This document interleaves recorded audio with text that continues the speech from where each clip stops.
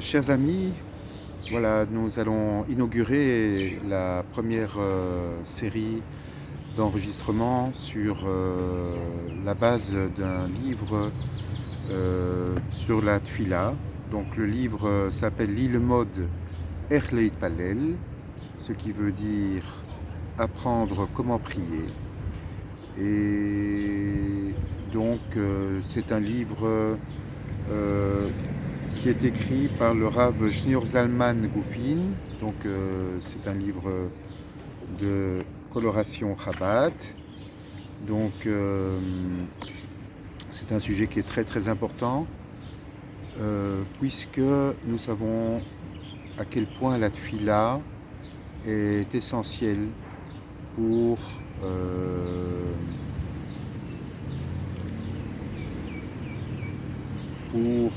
la réalisation de ce que nous sommes, de ce que nous voudrions être, de ce que nous pouvons être, la tfila.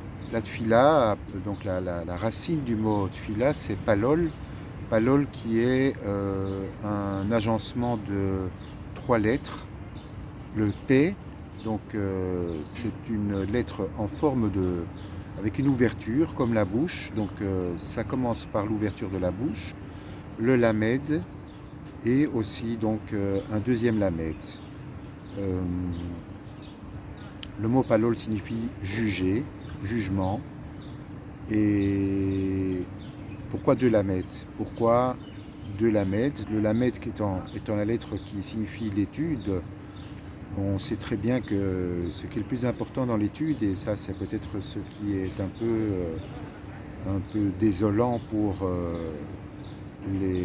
la majorité, en tout cas pour grande partie de personnes qui se disent étudier la Torah, il est bien certain que si on ne répète pas, et tel notre maître à tous, Moshe Rabbeinu, lorsqu'il étudiait, on sait bien que il y a cette phrase de la Torah qui dit Veigata yomam valayla, tu vas la méditer jour et nuit. Donc il est bien certain que, à l'image de Moshe d'ailleurs, lorsqu'il s'occupait la journée et qu'il étudiait la Torah, la nuit il s'occupait aussi donc de faire des revisions, et c'est la condition sine qua non pour retenir son étude et pour vraiment se dire d'être un vrai serviteur de Dieu. Alors, la tfila, ce qui est assez sympathique pour la concordance des sonorités, des lettres du mot qui constitue le mot tfila, vous avez l'équivalence donc en français et alors vous avez donc le lamet qui devient le L, le P qui devient le F, et le Tav qui devient le T. Donc ça fait la fête. Donc en fait, il serait utile de se lever tôt le matin et donc de se préparer à la concentration, à être dans les meilleures conditions pour faire une tefila qui se tienne, c'est-à-dire pendant laquelle on ne va pas être trop assailli par les pensées annexes. Que vais-je trouver sur mon assiette après la tefila? Est-ce que je vais trouver un œuf sur le plat, une bonne omelette ou un peu de fromage?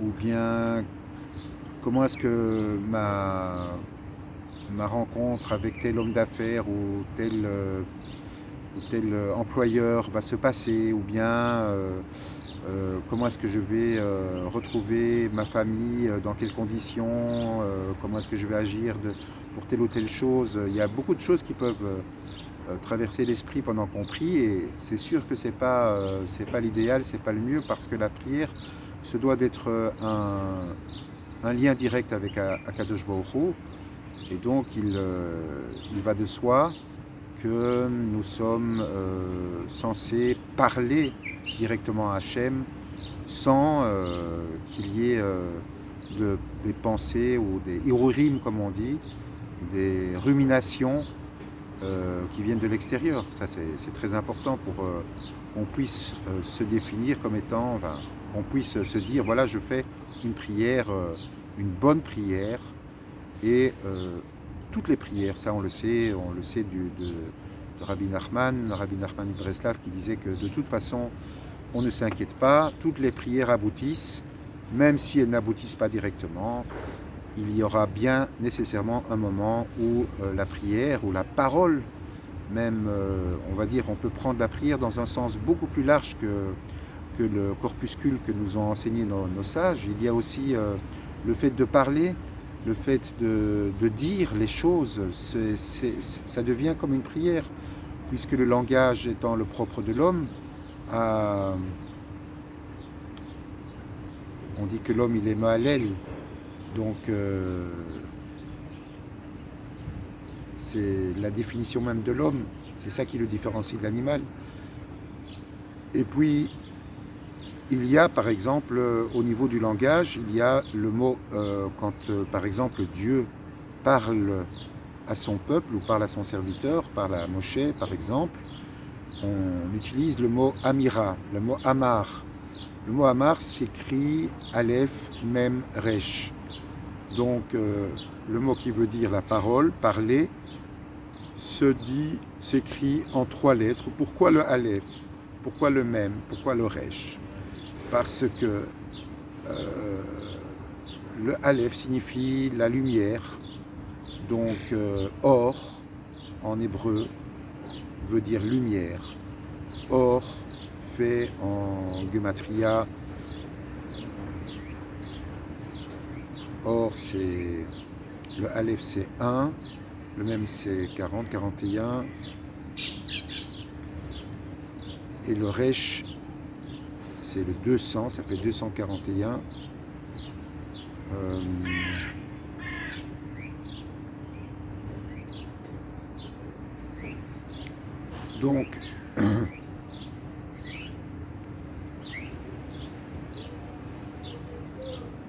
Donc en fait, on continue.